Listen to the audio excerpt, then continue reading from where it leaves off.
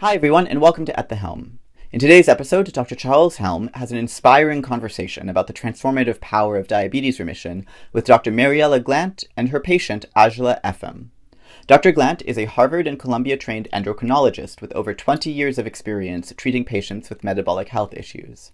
She founded the Glandt Center of Diabetes Care in Tel Aviv, which has helped over 4,000 patients suffering from obesity and diabetes to transform their lives using a ketogenic diet as a cornerstone of treatment. She also founded OWNAHEALTH, an app which helps patients reclaim control over their health by addressing the underlying causes of obesity, diabetes, and prediabetes. It is through this work that she met Ajalah Efem, a single mother based out of New York City's South Bronx neighborhood who had been struggling for many years with declining metabolic health. Today, we hear Ajalah's incredible story of remission, the struggles and barriers she faced while striving for change, and how the power of community, as well as the right information at the right time, can be as good as any medication. Be sure to follow the Institute for Personalized Therapeutic Nutrition on social media and check out their many resources like the Reversing Prediabetes site, the Diabetes Remission site, and the TCR Type 1 Diabetes Guide. And make sure you follow At the Helm wherever you get your podcasts.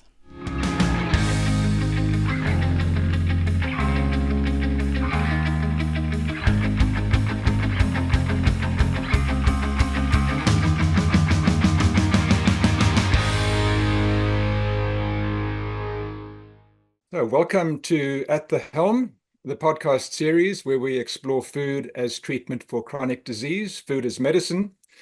I'm your host, Dr. Charles Helm. I'm really honored to be hosting this podcast from the traditional territory of the Treaty 8 First Nations in the foothills of the Rocky Mountains in Tumbler Ridge in northeastern British Columbia. So I'm a family doctor and I'm a paleontologist. I'm fascinated by the intersection of the food that we've evolved to eat and our current health predicaments.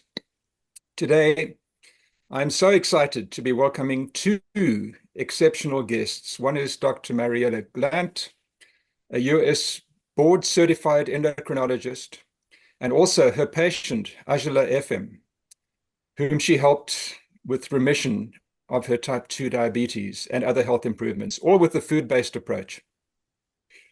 So Dr. Mariela Glandt trained at Harvard and Columbia. She's got more than 20 years of experience in treating metabolic disease. She's the founder and the director of the Glandt Center for Diabetes Care in Tel Aviv, which is a multidisciplinary clinic using mostly ketogenic diets as a treatment tool for type 2 diabetes. And she's treated more than 4,000 patients there with diabetes and obesity. She also founded OWNAHEALTH, which is a virtual diabetes clinic or an app that aims to reverse type 2 diabetes and improve metabolic health. And with that app, she is transforming the health of low-income individuals on Medicaid in the South Bronx, New York. We're also delighted to welcome Ajalah Efem, 47-year-old single mom from the South Bronx, who is one of Dr. Glandt's patients. And Ajalah will tell us all about her 3 years of worsening diabetes in spite of following all the advice she was being given, and then the transformative moment when she met Dr. Glandt and how things changed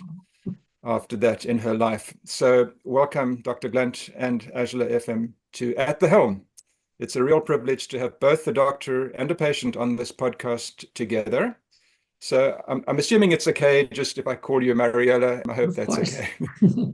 Please. Yeah. So welcome. Thank you so much. Great honor to be here. So Mariela, we'll go with you first, and then we'll bring Ajalah in, and then we'll have both of you on together after Ajalah tells us her success story. But can we just start if you tell us about your personal journey as a physician, if I can use the words, what helped you to see the light, if I can use those words. You're now a leading voice for treating type 2 diabetes with dietary change, but was it an epiphany or was it a slow process? No, I would say there was an epiphany. It was, it was a slow process, but then when it happened, it really happened. And it's kind of like a house of cards, like it all falls down and it really rattles you because you think you know something, you think you understand something, you've been studying this for years, and suddenly nothing makes sense. I remember the feeling of feeling like the room was spinning because I didn't everything I had learned had been turned upside down. Once you started really understanding just how many things are, so many assumptions that we have are actually not based on what we think they're based. With and the powers that be, these organizations that we have, that we place a lot of trust in, it's very confusing and discombobulating to understand that what you thought were truths or maybe are not. So, and it's not like I'm a conspiracy theory kind of person. That's not, I'm very kind of by the book, educated by very, very mainstream. So to suddenly find myself understanding that all of this is upside down was quite a shock for me. But once I saw that, then I just started devouring all the information that I could to see how relevant this was. How was I going to put this into practice? How am I going to change the way I practice medicine? And that took a few months. That took maybe like six months to a year till I really felt comfortable prescribing it to my patients. I think it actually, or you haven't used the word, but I think it takes great courage also to acknowledge that you've kind of got it wrong, believed what you were taught, and all of a sudden now, no, it's not quite the way it seemed to be. I mean, that takes a lot of courage, I think. But can I ask you about the paper? I think it came out this year in Journal of Metabolic Health with the audit of your practice in Tel Aviv. And just by the way, I see that one of your co-authors is Dr. David Unwin, and that's really cool because he's a previous guest on this podcast. We've interviewed him. It was a wonderful interview. And we'll put this in the show notes as well. But can you just tell me about the findings and why they are important, what you found? Yeah, I mean, it was really thanks to Dr. Unwin that we decided to do this. He was my inspiration. He had done it in his own clinic. And I said, well, I want to look at the results of our practice and see what's really going on. And what made this paper different than other papers is that these patients, because I'm a specialty clinic in endocrinology, versus, for example, Dr. Unwin, who is a primary care. So he sees patients from, throughout their lifetime and as soon as they get the diagnosis, for example. But in my case, I only get them referred once they've been sick for a long time. So the average amount of years was 12 years they had a history of 12 years by the time I saw them. So makes this quite remarkable. I believe, I have to go back to the data, that the A1C was 7.6 and then went down to 6.3 while we're taking off medications. And the vast majority of our patients get off insulin. We stopped a lot of other medications as well. So it's a story that repeats itself over and over again. Once you introduce the diet, then you don't need as many medications. You can start to peel them off. And I think what's nice is that it proves that it doesn't matter how long you've had diabetes. So maybe we won't go all the way to reversal, but we will certainly improve your path. So instead of getting worse and worse over time, you're actually going to get better and better over time, which that in and of itself is the reversal. So maybe not by the strict definition that we now use, which is great that we even have a definition, which is an A1C less than 6.5 for more than 3 months with no medications other than metformin. That's the reversal definition now. So even if you don't get there, you're reversing the path. And I think that's very valuable as well. So, the fun part is losing weight, not gaining weight.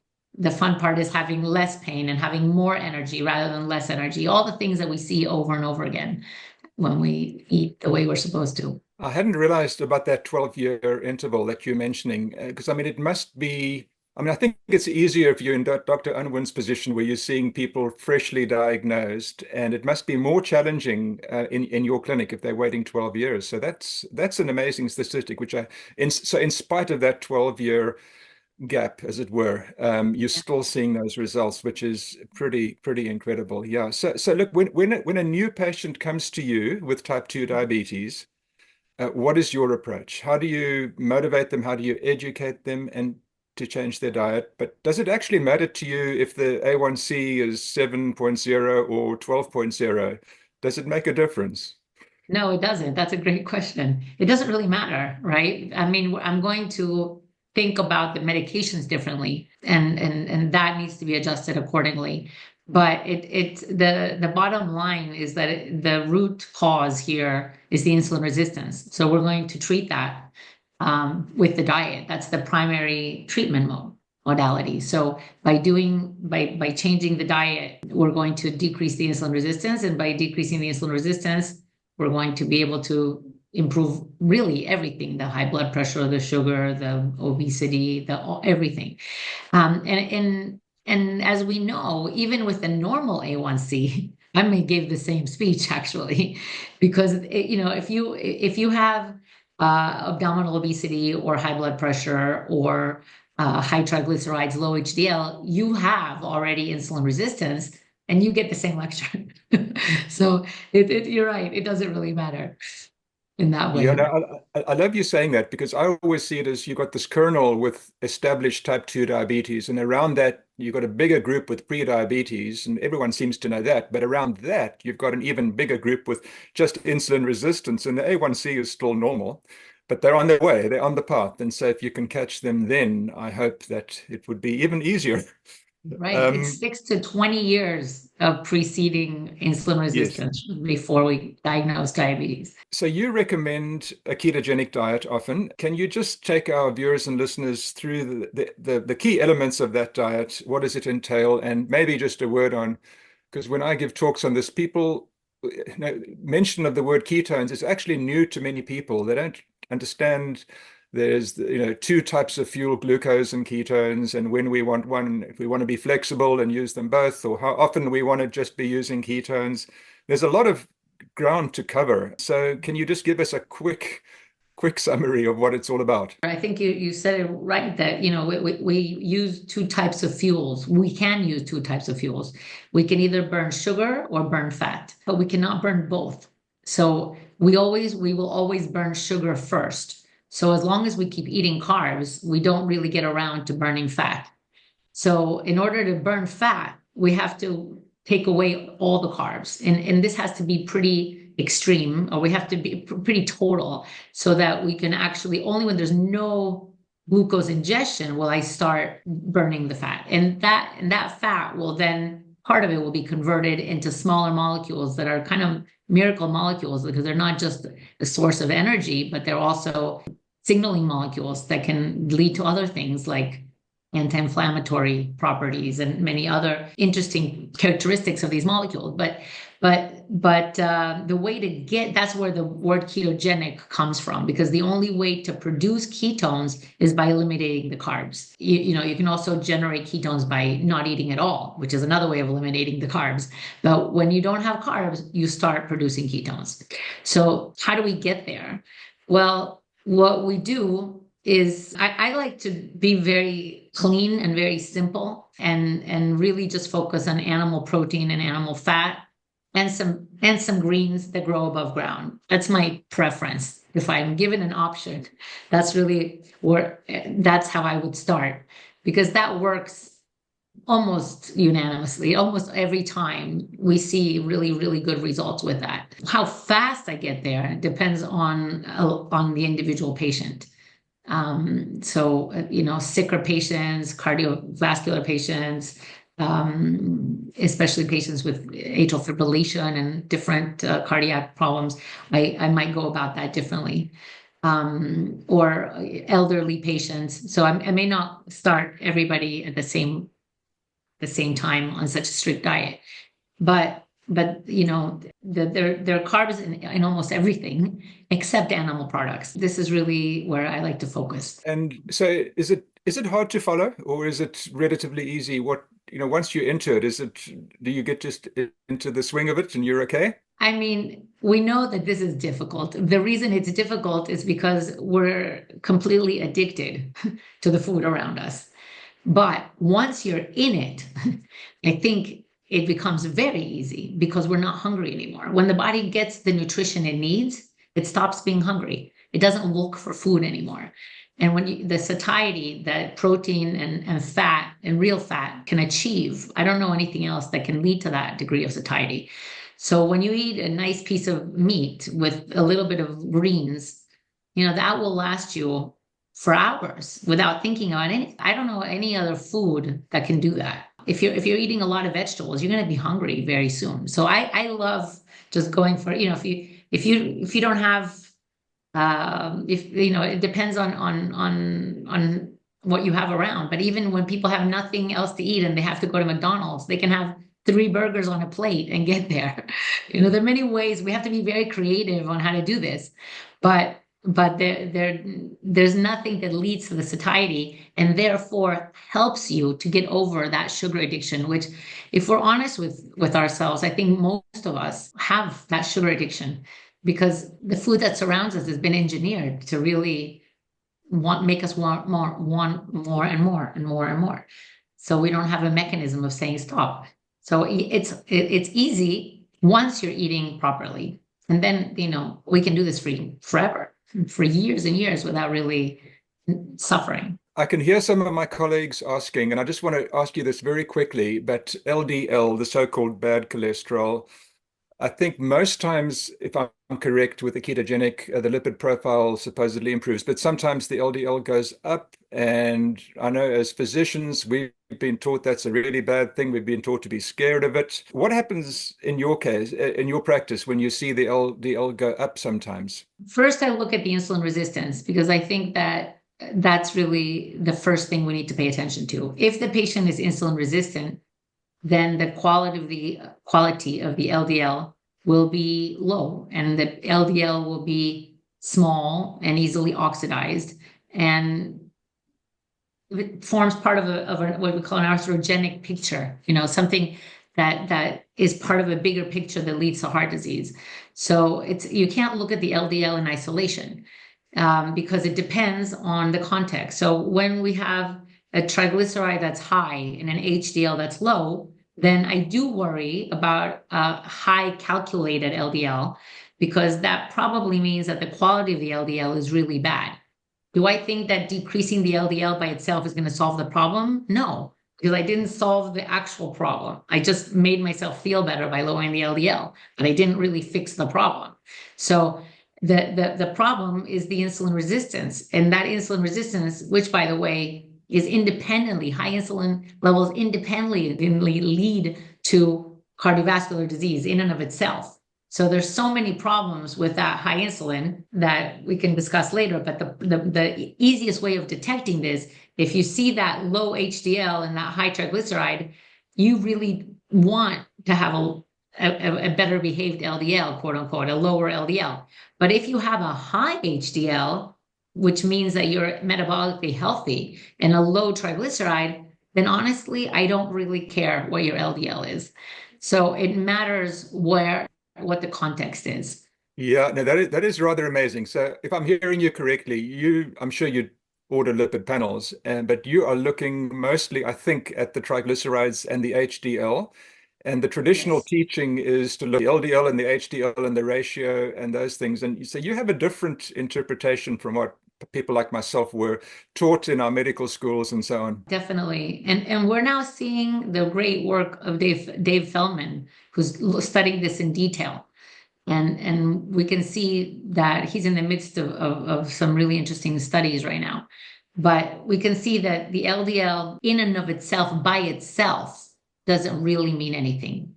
So it's very important that with the context that we're talking about.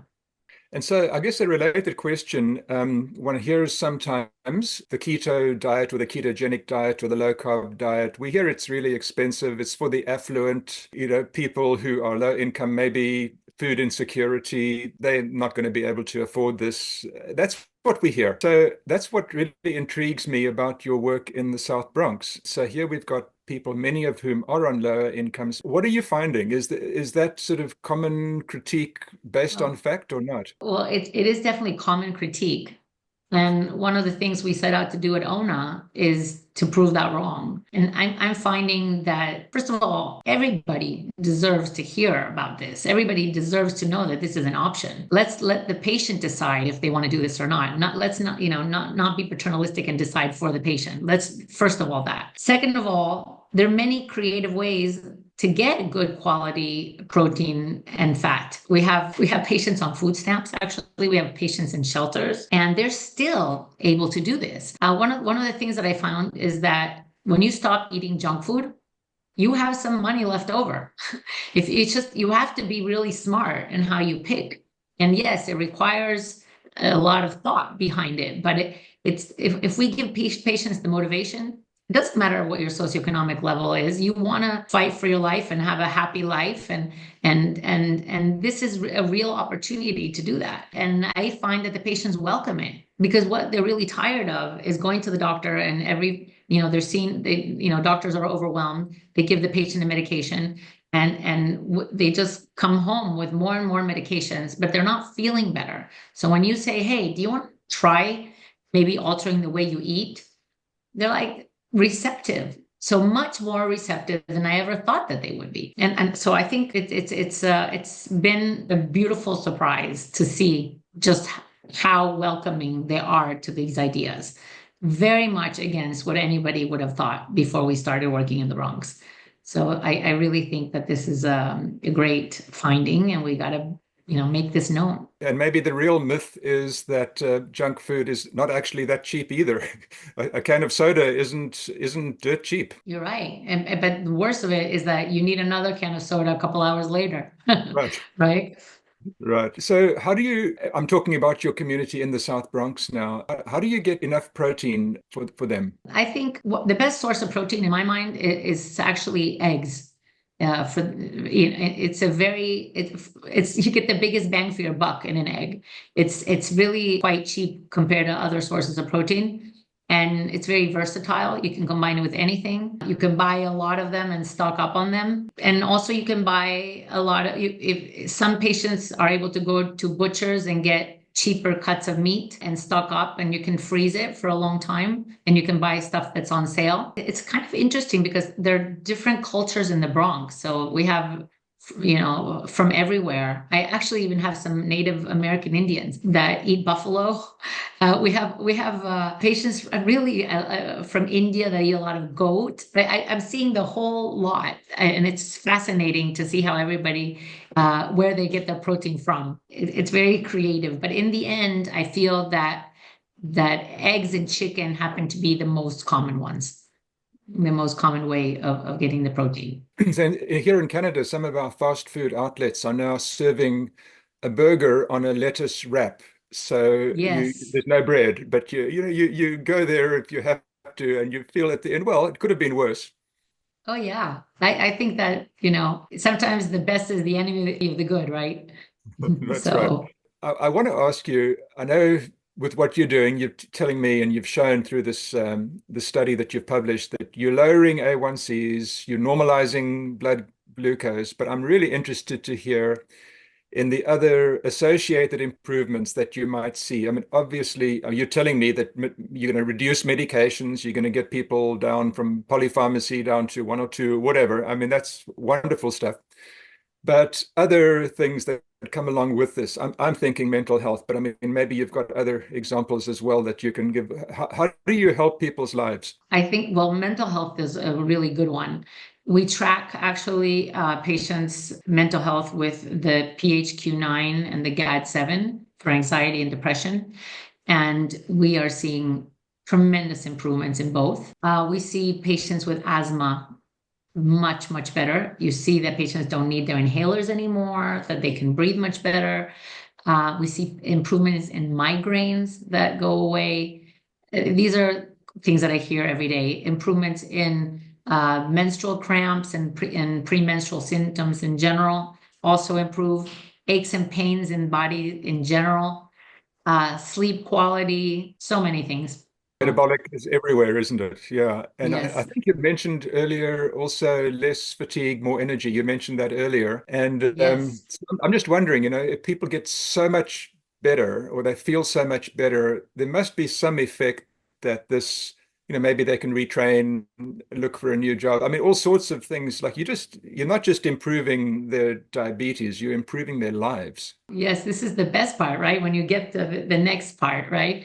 I'm sure we're going to hear from Ajalah. She's a great example of this. We have patients that on every realm of life, going back to studying, touching base with family members that they had broken ties in the past and reconnecting.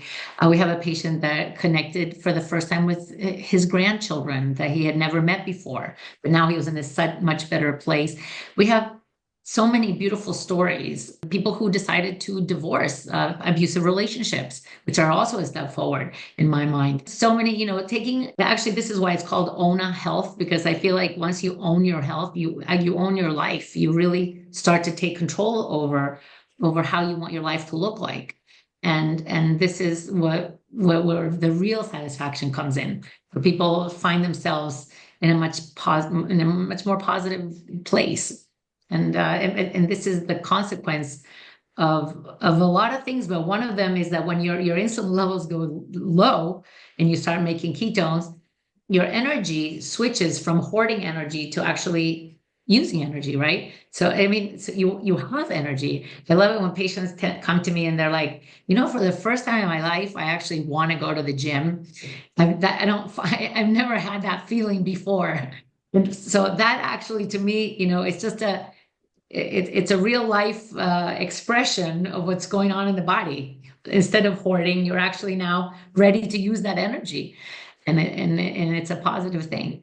So yes, there are many, many good things that come as a result. So how does OWNAHEALTH, the app, OWNAHEALTH, yeah, how does that work?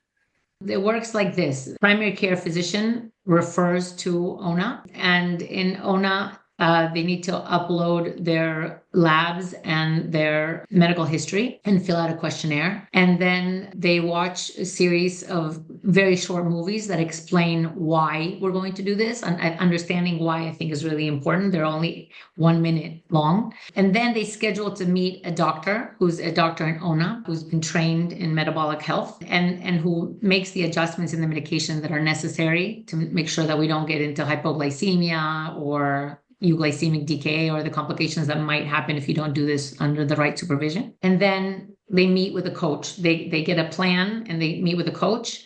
And this coach is really somebody who will help them personalize this diet to their individual needs. And then we start to monitor this process together. So they check either sugars or ketones or blood pressure or weight or all of the above, depending on the patient's situation. And that feedback helps us. And a lot of patients also write down what they eat. The more they write down, the more we're able to give them feedback. And also we get every day the patient gets a 1 minute article, or they can listen to it or read it. And this every day instructs them on another aspect of this huge revolution, right? Because there are a lot of things to learn. You got to learn that butter is good for you and that salt is good for you. All these things that you thought were bad for you, we have to relearn. So we have to explain that, and we explain it slowly to not overwhelm the patient. And then they have periodic meetings with the doctor and the coach throughout. And a lot of patients have been already on OWNA for more than 2 years and continue to improve. Ajalah is at the beginning of our Bronx cohort, so we're already hitting a year. We already hit the year, and we see this as an ongoing process. Yeah. And then they report back to their PCPs, and they're very much important part of the equation. We don't want to replace the PCP. We want to work with the PCP. I know Dr. Unwin used the word happy medicine. This is happy medicine. This is why we became doctors in the first place. And it's I love that. Obviously, it's all about the patient and the patients getting better and changing their lives for the better. But it must be just incredibly fulfilling for you as a physician, to see this happening in front of your eyes. It must be fulfilling. Oh yeah. I think about, other colleagues that are like researchers, right? And they have to wait years before they see something, a positive return. Here, it's like quick, immediately you feel good because it's such a positive feedback. So I say we're, I'm super lucky. I just consider myself lucky to be in this profession, where I've discovered this. It's such a good quality of life for myself because, we know that we have a tool that can actually make a difference. So I was very lucky to stumble upon this. So no, that's totally amazing. But I'd like to bring Ajalah in now. She is one of your South Bronx patients who experienced some of these remarkable improvements. Mariela, I know this is one anecdote. I mean, one patient is an anecdote, but there are just so many people like this. So I'm hoping that Ajalah, we see you as obviously you've got this wonderful story, but that you are emblematic of a whole cohort of people with similar improvements. So, Mariela, would you like to just welcome Ajalah into the audience and just let us know how things have gone? Oh, yes, I would love to bring her here to this conversation because she, talk about making me happy, look at her smile. She radiates this beautiful joy that it's a real pleasure to work with somebody on the other side who is ready for the change and is able to embrace it. And Najala has been through a lot, but she is emblematic, I would say, of many, many patients. I mean, we've treated hundreds now who come from very, very difficult circumstances, but rise up to the challenge and are ready to open up to the world and go through this. So, Ajala, I don't want to speak for you, so please introduce yourself. But it's so great to be here with you. Thank you, doctor. Hello, my name is Ajalah Efem. I am 47 and I'm a single mother who lives in the Bronx. And I am Dr. Mariela Glandt's patient, happily so. My story starts with basically feeling sick, like most everybody else. I started to feel sick and I did not know why. So I went to doctors and they explained to me that unbeknownst to myself that I had diabetes, type 2 diabetes. To be honest, they said first pre-diabetes, and I followed their program for a year. And between that pre-diabetes and being diagnosed with type 2 diabetes, it was 1 year in between. And in that time, I did everything they said. I ate the foods they said. I, worked out. I did everything I needed to do to try to stop it from becoming full-blown diabetes. But the more I worked, the more I put into it, the worse I felt. It was an awful feeling. And then, as I said, I got the awful news that you have type 2 diabetes, which I was told there was no cure and I'm just going to have to deal with the symptoms the best I could with no guidance, it was just like, here, take all these medicines. And at first they prescribed like 5 or 6 and go home and good luck, So that's how I started. And as I began to take these medicines and still work towards, managing the symptoms of type 2 diabetes, I became sicker and sicker, meaning I had all types of problems happening, like frequent urination, my feet. I was unable to walk because my legs and I was just in so much pain. It was swollen. It was painful. Wow. There was so much that I went through in those 3 years trying to get back to health, not being able to sleep because of pain, not being able to walk around, being an asthmatic and the asthma like kicking in because I couldn't be active.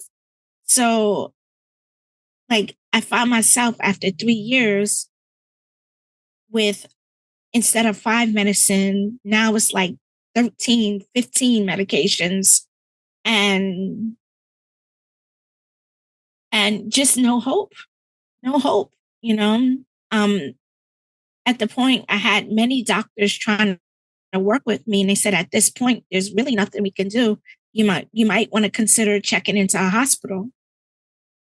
But one of my doctors had heard of Dr. Mariela Glandt, I guess, and they contacted me with her to to start on a process. And I will never forget the day that I walked in there and I told her what happened. But at that point, if she remembered, I thought, I had given up, and I didn't think she could do anything for me. I didn't think she could help. I was like, at this point, I'm just ready to give up. I had already started making final plans for myself and my family.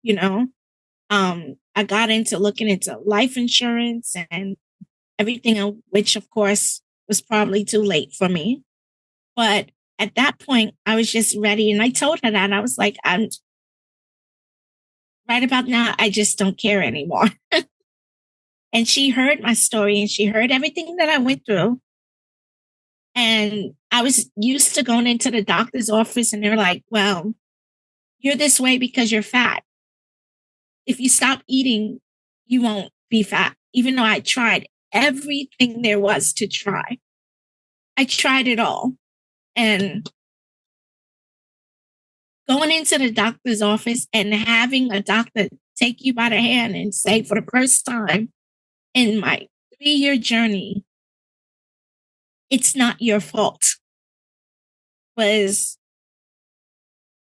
groundbreaking for me, because I had never had a doctor turn around and say that. Everything has been my fault. You're eating all the fast food and you're eating this. And I wasn't, I wasn't. And I thought I was not eating sugars and not eating. They didn't instruct me that, simple starches, simple vegetables, simple things turn into sugar into your body. I did not know that. So my eating sugar-free was still a bowl of rice with chicken and, during the day. So I thought I was taking the right direction, and I found out I was wrong. And to have a doctor come and say, Dr. Mariela,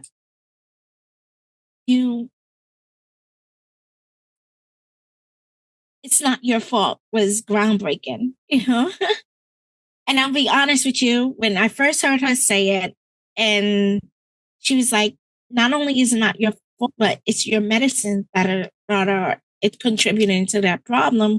And let me help you take it off. Let me take them away from you. I'll openly admit, I walked and I was like, man, this is crazy. She's crazy. This is not what doctors do. Like, I really thought, I was like, man, I walked out of there like, this is insane. I'm going to die. But her smile and her so being sure that she could help me, in that simple words, it's not your fault and I can help you.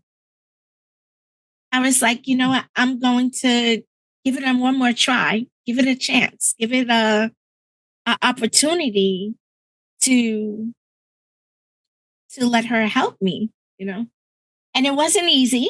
It wasn't easy. She gave me a list of foods, a list of things that I would be needing. And as you said, Dr. Charles, you live in the South Bronx and your income level is not the best. And you're thinking, how am I going to afford to eat this way? How can I make this work? How can I put everything together so that I can give it a try?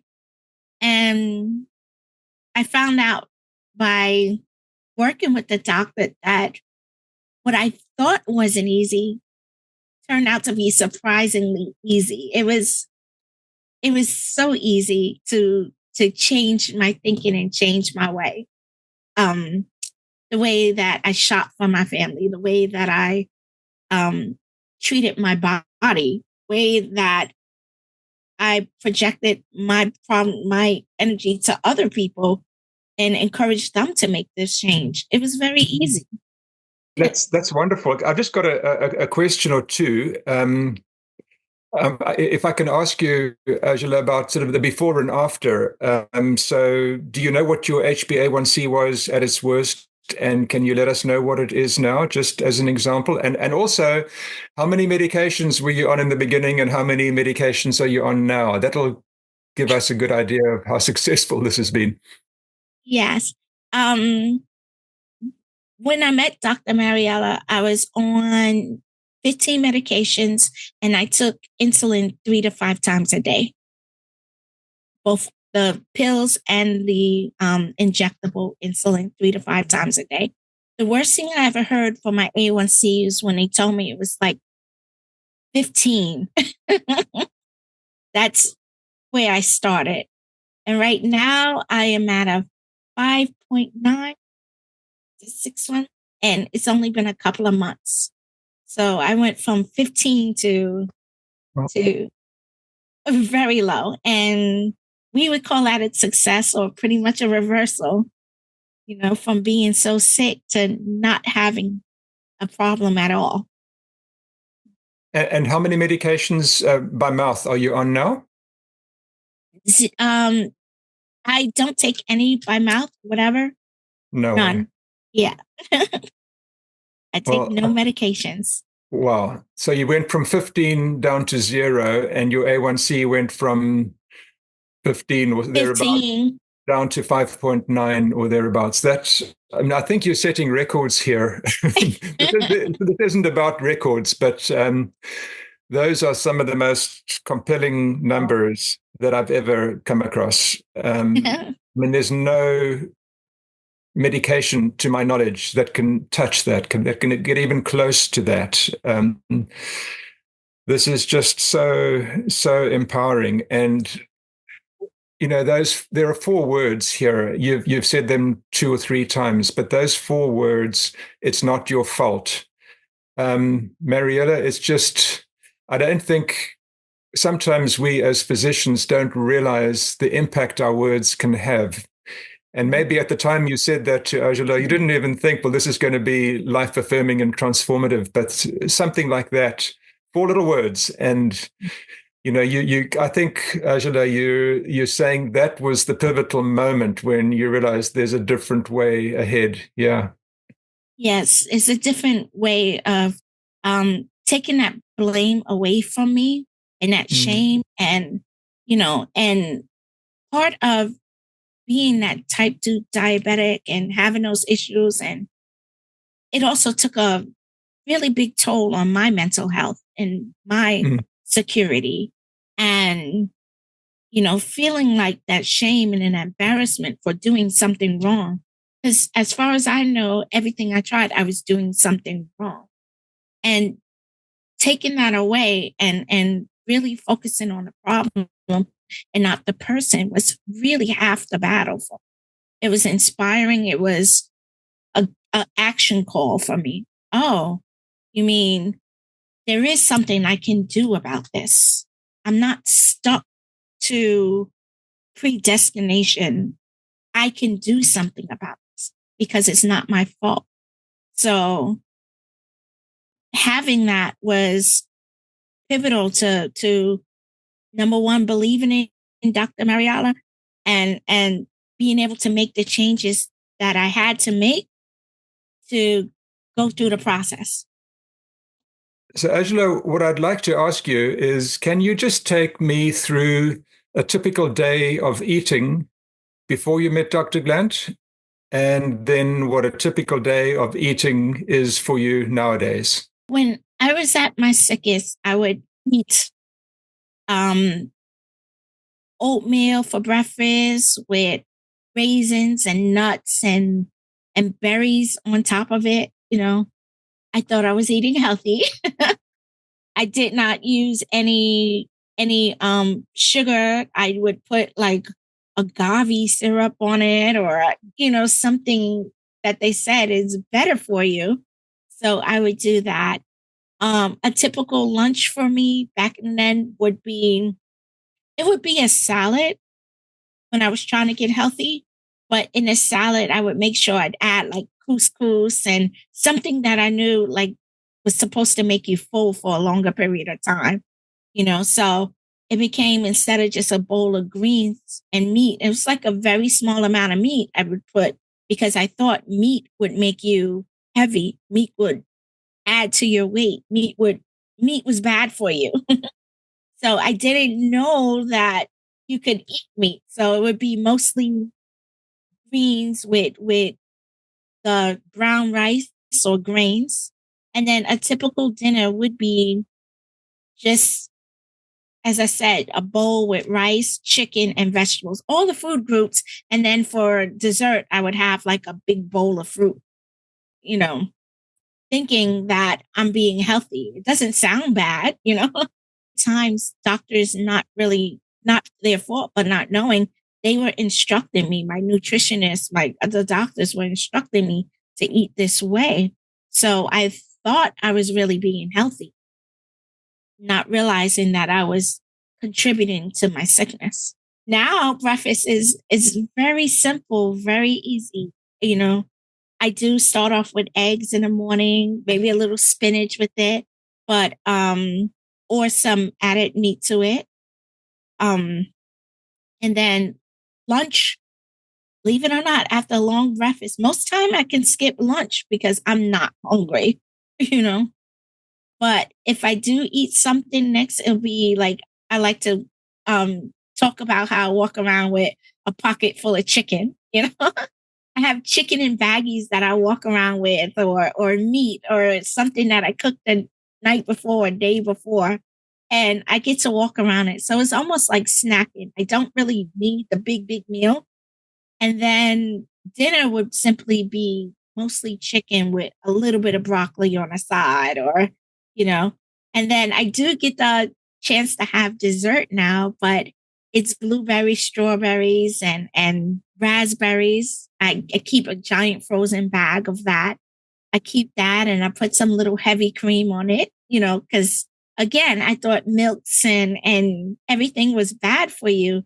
All of that stuff was going to be bad for me. But the good thing about the way I'm eating now is I can eat a lot. I eat more now than I did before, but I continue to lose weight. It's strange, and build muscle now because I have the energy now to run to the gym and do some of the things that I used to do, like play tennis or dance around.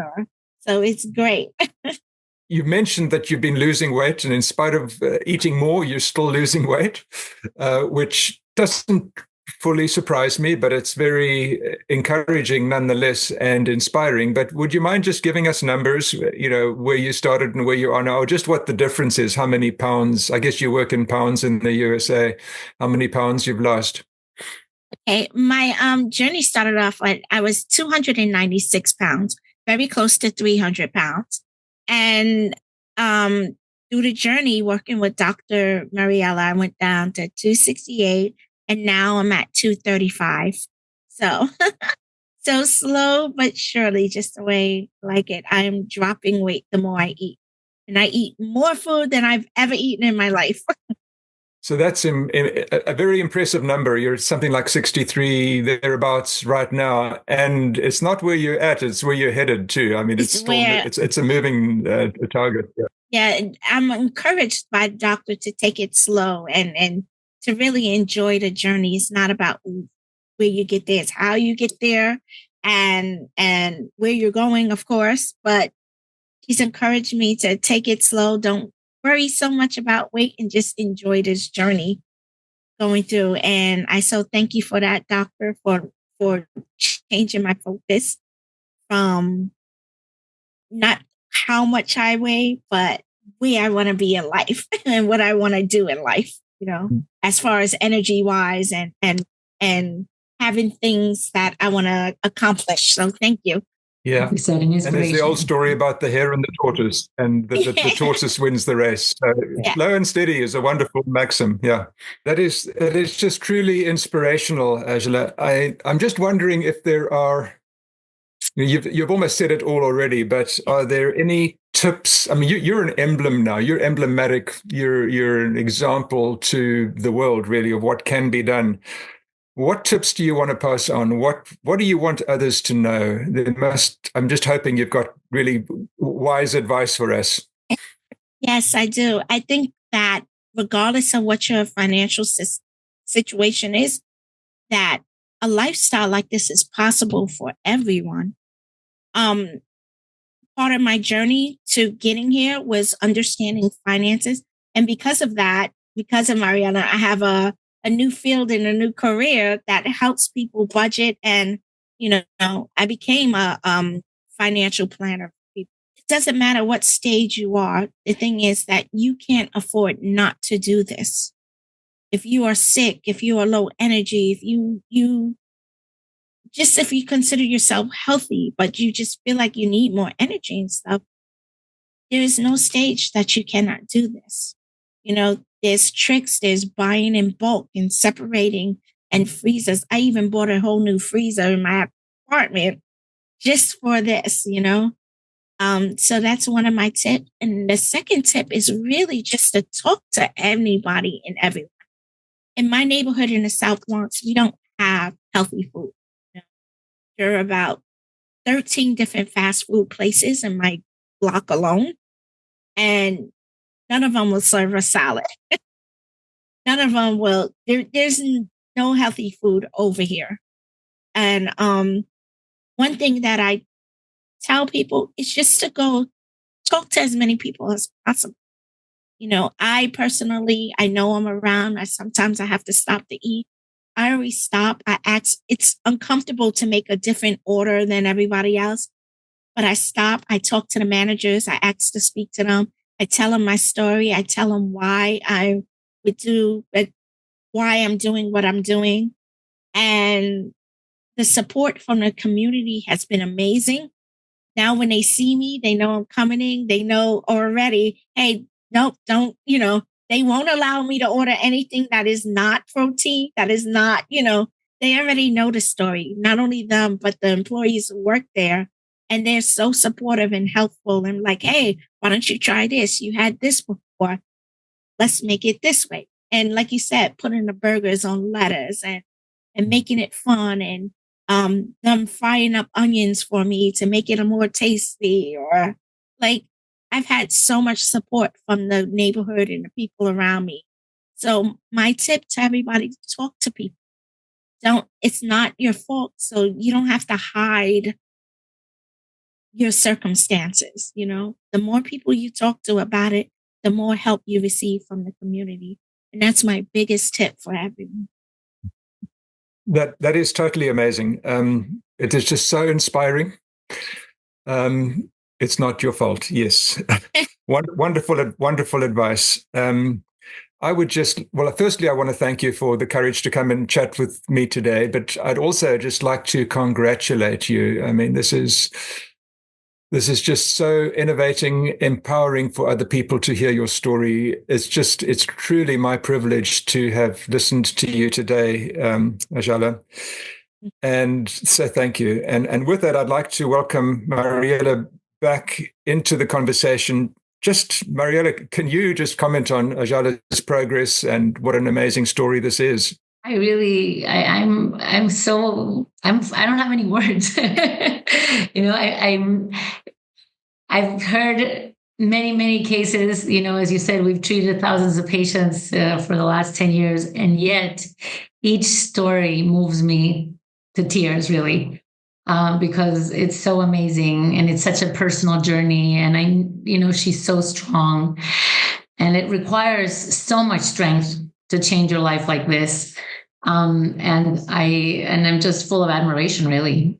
So, yeah, and I agree. And for me, the challenge is, how do we spread this really incredible, inspiring story and this way of doing things to other endocrinologists, to my family, physician colleagues, and above all to patients? How do we get the word out there? And I know one way I've sort of heard of it now is every person with type 2 diabetes has the right to know that this is an option. Not to give them the option, not to make them aware of this is really bad. So that's one way. But I mean, how else can we do this? Because it's a huge challenge. We're sort of turning things. I mean, you're doing it. Your podcast. Just getting the word out there. That's really great that you're doing this. I think the grassroots movement is doing something, But of course, we have to change the institutions. And until doctors, we just formed this society called the ADS, the American Diabetes Society, in trying to educate doctors, trying to get CME for doctors, trying to change it from, all the hard work of Nina Teicholz and changing the guidelines. We've got to change the guidelines. Otherwise, for schools, hospitals, military, everybody's bound by these guidelines that kind of are like shackles for practitioners. So I think, we have to tackle it from many angles. We need the grassroots. We need to educate doctors. I'm soon I have a conversation with a minister at a church. We need to educate, different focuses in the community so that we can get the word out and make people understand that there are choices and that they can have a better life. So this is we first have to let people know. Can I ask about your endocrinology colleagues? Are you increasingly regarded as mainstream, or is there still pushback? Is there a bit of work to do there still? Oh, I think they are the last ones, the last bastion to adopt this. Unfortunately, yeah. I can count in less than one hand how many endocrinologists I know that are interested in this. And unfortunately, it's just a huge pushback that we've been, we have to deal with that. So that's why that's not an approach I'm going to take. I'm very aware that this is the last bastion to fall, but it'll happen one day. But yeah, no, we just have to dream of, maybe it's a few months, maybe a year, maybe 10 years, but what we're talking about here becomes the new mainstream, and last bastions or whatever, they come around, because I think the evidence is accumulating, and Ajalah's story, it's very, very hard to ignore that. It is just so powerful. Absolutely. And, you're doing this wonderful work of publishing research, etc., and it's all extremely important, but there is just about nothing as powerful as someone like Ajalah talking to us and giving that message. That is, I can't think of anything more powerful than that. And I guess just in closing, a final question. I know, Mariela, that your message is always to try and be positive and encouraging, not to be overly critical of others. And we've all been there where we accepted what we were taught, and we've all kind of have to, at some point, make that, if it's an epiphany or a gradual process, we have to change the way we think and realize that what we were taught, there was nothing malicious about it. It was the best of intentions, but it was wrong. Mm-hmm. And anyway, I really love your positive approach, Mariela. Can you just give us a few words of why, how that typifies you, why it's so important to you to continue being positive? Good question. I had never really thought about it. It's just that I think it's the way forward. I don't want to, like you said, I think our colleagues have the best intentions. We were there, right? At some point, we were there right alongside them. So I know that they have the best intentions. So I think that we just have to push forward and think that, keep doing the hard work, because criticizing them is only going to antagonize them, I think, and we're not going to get very far. And I don't want to, when I learned also from, the story of Atkins, for example, who was right. Dr. Atkins was right, but I think he antagonized a lot of people along the way. So we definitely don't want to go that way, in my opinion. I just want to thank both of you. It's been an absolute joy and a privilege speaking to you both. I've learned a lot, but probably more important, I've been inspired a lot. I think that's what this is all about. So just to thank you again, both of you, for spending time with us today.